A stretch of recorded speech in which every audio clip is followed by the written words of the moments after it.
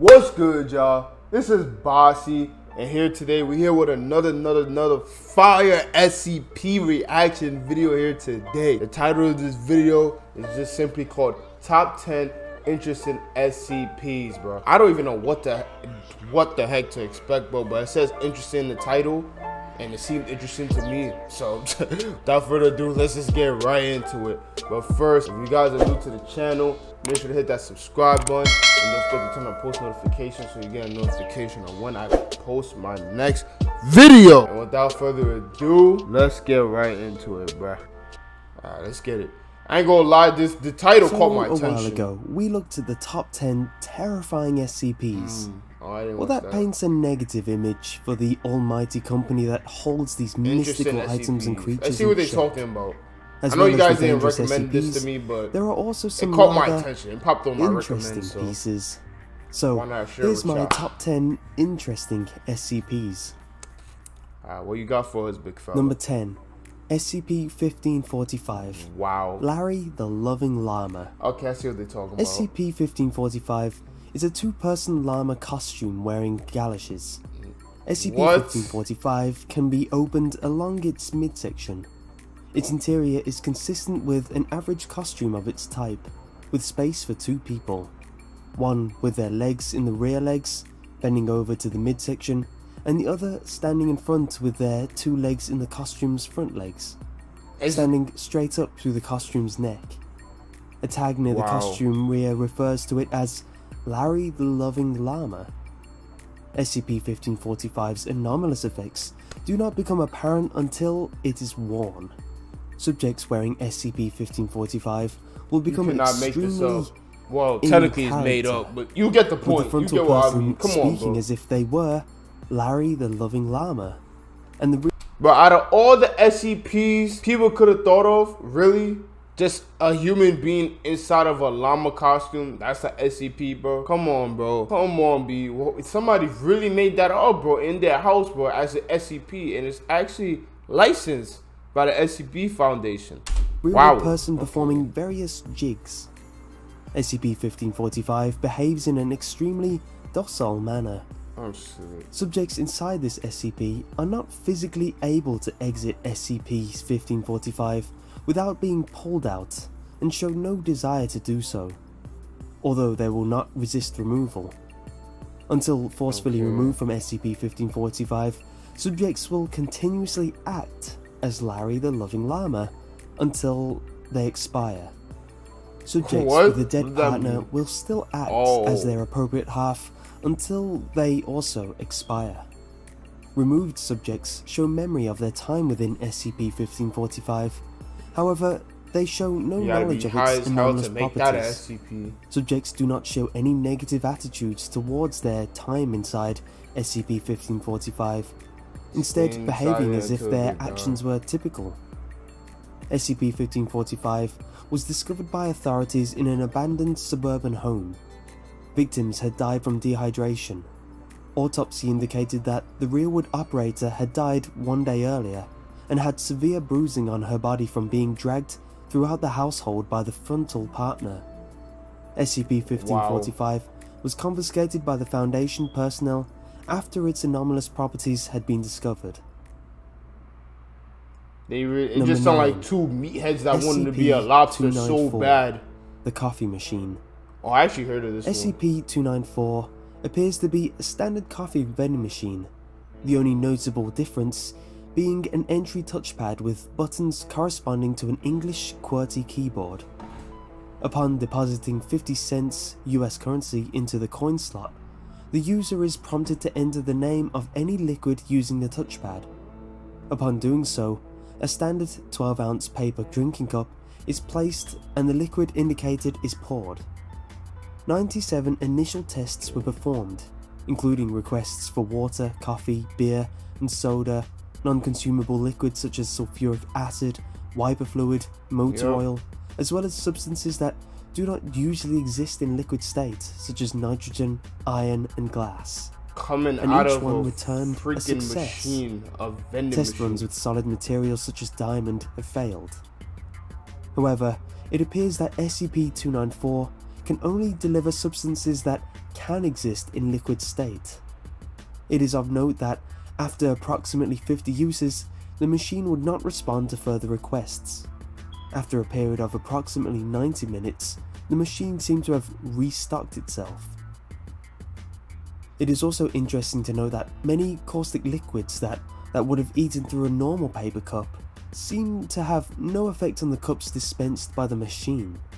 Further testing is scheduled, especially for liquids of extreme temperatures such as molten metals and liquid nitrogen. As suggested, SCP-294 was removed to the second floor personnel break room as a money-saving venture. Following Incident 294-01, guards were stationed at the item and a security clearance became necessary to interact with it. That's actually fire, low-key. SCP-902, the final countdown. SCP-902 is a box roughly the size of an adult human head. It measures 30 by 15 by 19 centimeters. It appears to be an ammunition box of a type used roughly 30 years ago, despite this item having been in the Foundation custody for roughly 60 years. Damn. SCP-902 is made of lead. The composition of the item inside SCP-902 is unknown. SCP-902 emits what has been described as a ticking sound, and everyone who hears this sound becomes convinced that the item is counting down. When opened, the box appears empty. However, the ticking remains. The object continues counting down. Anyone who becomes aware of SCP-902, whether through personal interaction or by reading this report, becomes convinced that whatever is in the box is horribly dangerous and needs to be destroyed as soon as it finishes counting down, and not before. Staff exposed to SCP-902 will typically continue to attempt to open and then close the box, trying to find the object inside. There is no object. Wait, there is an object. It has to be destroyed when the countdown stops. What? Hang on, I'll be right back. 1 second.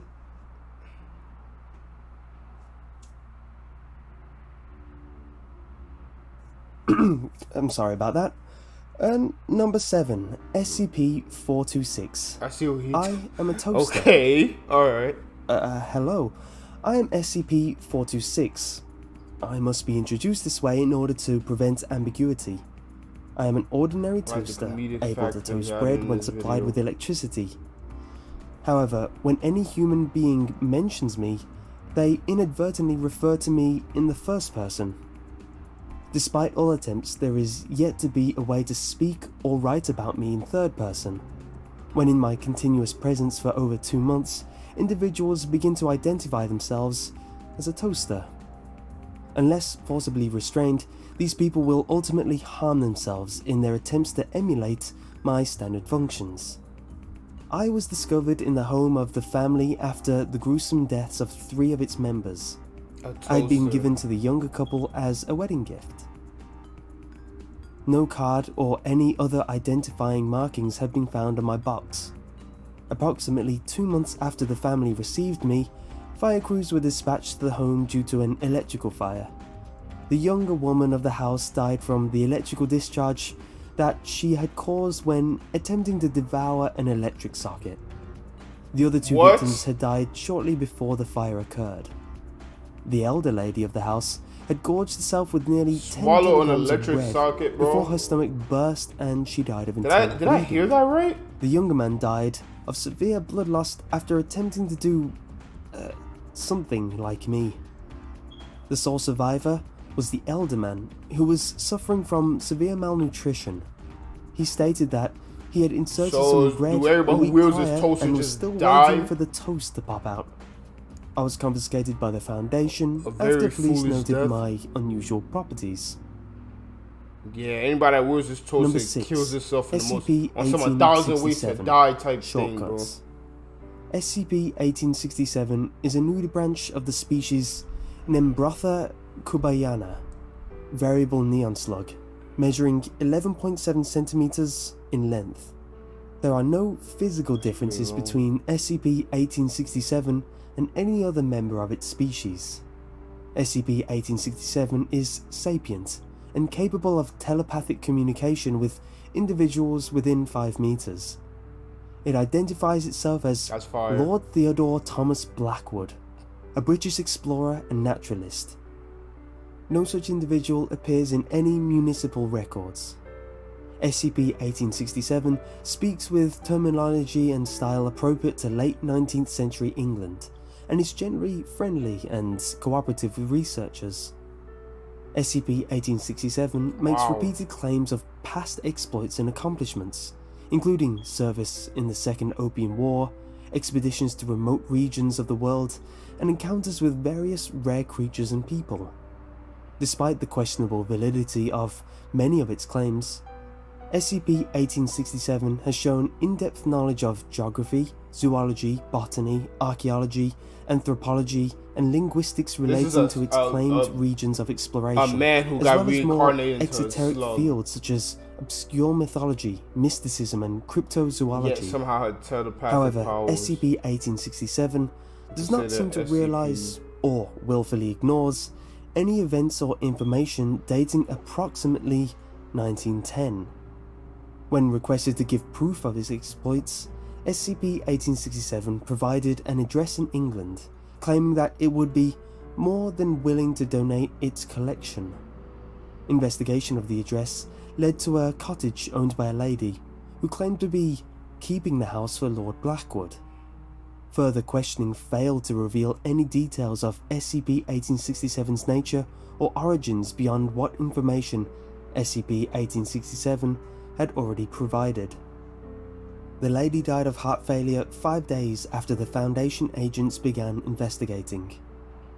Investigation of the cottage revealed an underground vault containing over 3,000 artifacts, zoological and botanical specimens, a library containing over 5,000 items, and a functioning, if outdated, laboratory.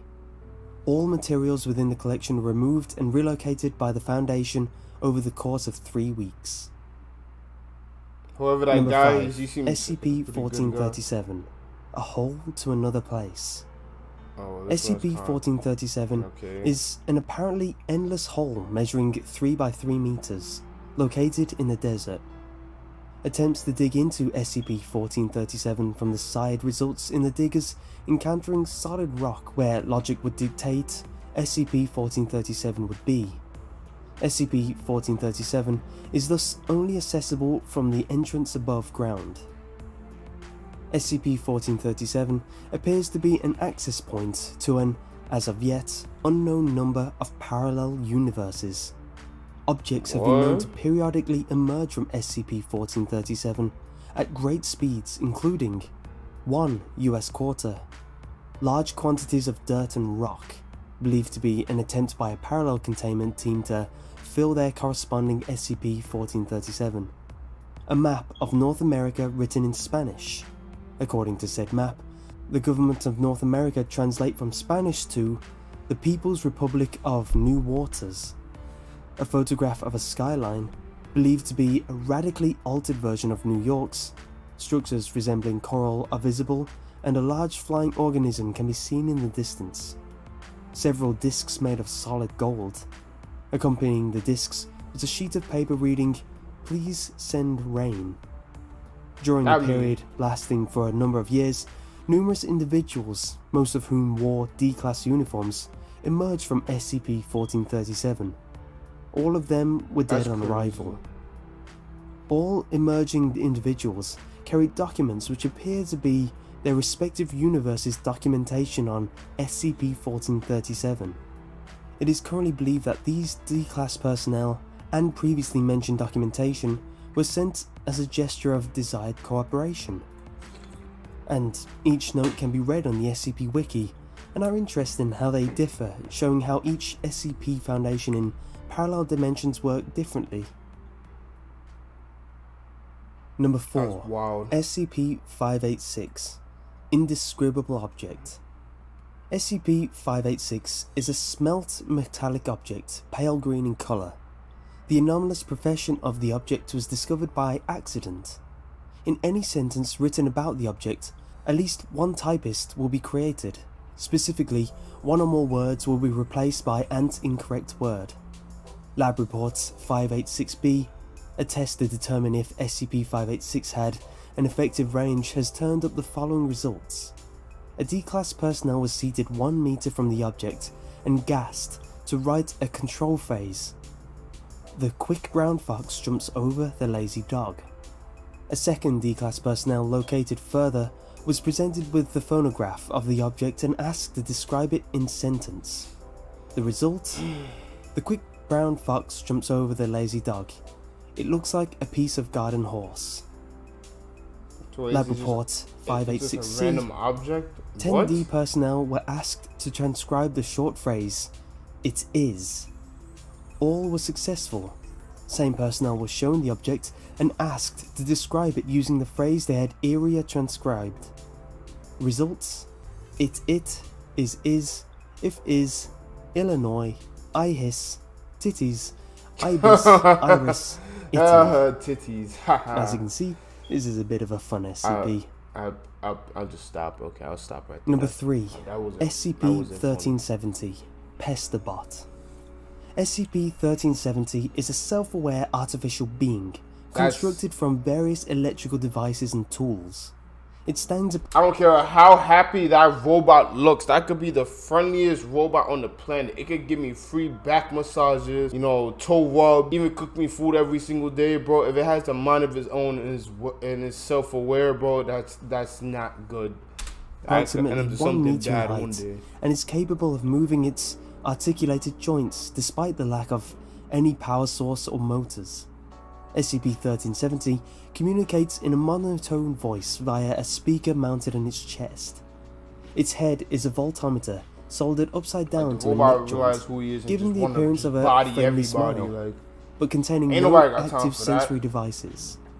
However, SCP-1370 will react to visual and audible stimuli, and its ability to do so is hampered when the head is covered or otherwise restrained. Its design appears to give more importance to aesthetic concern rather than function, as evidenced by its poor center of gravity that hampers its ability to balance and walk. It is therefore believed that SCP-1370 was created as an art object and later imbued with anomalous properties rather than designed with those in mind. It can currently speak fluent American English, French, and Latin, and is capable of learning new languages. Other facets of its intellectual capacity have not been clearly outlined, as SCP-1370 is that's good, but that's not good at the same in all time. Interactions with any being or object it interprets to be sapient. This includes, but is not limited to, animals, Foundation personnel, civilians, audiovisual equipment, and security cameras. If SCP-1370 encounters an object it believes to be sapient, it will attempt to engage the object in combat while introducing itself with a variety of elaborate titles, which appear to be selected at random. Examples include Doombot 2000, Robolord the Destructor, Prime Minister Sinister, and Darth Claw Killflex. SCP-1370 will often include variations to these titles based on responses it receives from personnel. Foundation staff have successfully introduced Patheticon and Garglemost and Pesterbot to its lexicon. Number 2. SCP-914. Clockworks or SCPs? SCP-914 is a large clockwork device weighing several tons and covering an area of 18 square meters, consisting of screwdrives, belts, pulleys, gears, springs, and other clockwork. It is incredibly complex, consisting of over 8 million moving parts comprised mostly of tin and copper, with some wooden and cloth items observed. Observation and probing have showed no electrical assemblies or any form of power other than the main spring under the selection panel.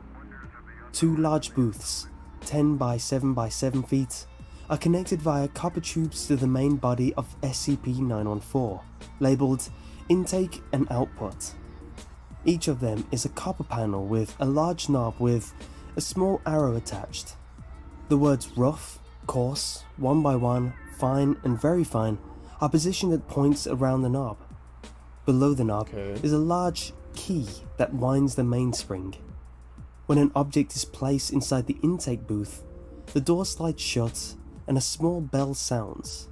If the knob is turned to any position and the key wound up, SCP-914 will refine the object in the booth. No energy is lost in the process, and the object appears to be in stasis until the output booth door is opened. Intense observation and testing have not shown how SCP-914 accomplishes this, and no test object has ever been observed inside SCP-914 during the refining process. The process takes between 5 and 10 minutes, depending on the size of the object being refined. Now, this SCP is one of my personal favourites for the extra reading you can do. There are a list of tests done that detail what items were used and what became of them. Some of my personal favourites are as follows. 5 bronze replicas of the Pioneer 10 and 11 plaques. Input 1 plaque on each setting. Setting rough. Output multiple bronze cubes and 2 bronze spheres. Setting coarse. 105 grams of copper ore and 15 grams of tin ore. Setting 1 by 1. Output several CDs. Tests reveal them to contain the same data as the Voyager Golden Record. Setting very fine. Output a bronze gyroscope 15 centimeters tall. A needle in the center continuously points in one direction. Testing has confirmed that no matter the position of the gyroscope, this needle points towards our sun. Another experiment. Total number of objects. 3 copies of all documentation, photographs and test logs accumulated in relation to SCP-914. Setting 1 by 1. Output folder containing all previously entered documents arranged in chronological order. Setting fine. Output hard-bound book containing 400 pages. No diagrams, photos, or other visual aids of any kind are included. The pages appear to be solid black, but microscopic examination shows each page to be covered in approximately 20,000 characters. The text has no correlation with any known writing style, and is not in linear format, with sentences constructed from individual characters spread out between many pages. Each sentence requires an exceedingly complex formula to decode, with each formula unique to each sentence. Note, current decoding work has resulted in 2 partially translated sentences after 225 hours work. Item appears to be a record of the internal structure of SCP-914. Damn, there's a lot to talk about Setting for something that's literally fine. a clock. Output a single sheet of paper. Weight is the exact same as the entered document. The sheet appears to be a single page from the entered SCP-914 documentation. There's a lot of take. There's However, a lot when to flipped take over in to the something right, that's literally the a reverse clock. side is the following page in clockwork. sequence. When flipped over Basically to the left, gears, the opposite like- side is the preceding page in sequence. It's a lot of No taking new with this one. documentation is included. However, this item is significantly easier to store, if more time consuming to browse. There are many more that can be found on the page, and I highly recommend reading them. Good to know. And number 1, There's a lot to talk about SCP something for a gear. procrastinati. What? It's a rock that makes you procrastinate, Are you serious? and Wait. This is a joke, I'll right? finish this one later. Anyway, I hope you enjoyed this week's list.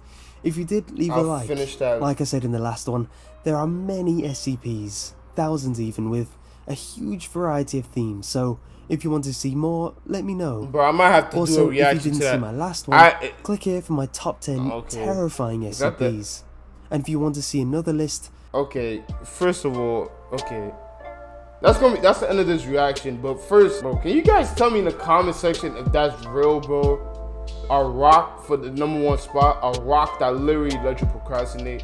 Well, you guys tell me what SCP that is, cause I I might react to that. I might. If the video is good enough, I might react to it, bro. Alright, y'all. That's gonna be the end of this reaction video. All these SCPs are very, very interesting and unique. You know what I'm saying? I don't know if these are even dangerous or not. Which ones is Keter and which ones is Euclid or whatnot. I'm assuming most of these are on the safe list, to be honest, bro. But you know what I'm saying? This popped up on my recommend, so I was like, hey, why not take a good look at it? Because I was just curious how like the unique SCPs look like. And literally one of the SCPs is just basically a gear, a clockwork they was talking about. And the very beginning of the video, there was literally an SCP of 2 people trying to become a llama until they died. You can't make this stuff up. Well, actually you can, because you know somebody made up the llama SCP. But anyways, that's gonna be the end of this reaction video. I said that already. If you guys are new to the channel, make sure you hit that subscribe button and don't forget to turn on post notifications so you get a notification of when I post my next video. I love you guys. I'm gonna see y'all boys tomorrow. This is Bossy. Peace out. I'm off this, bro. Hey guys, once again, bro, make sure to let me know what SCP that was on the #1 spot, bro, because a rock that make you procrastinate, I might have to check that out, y'all. But I'm off this, y'all.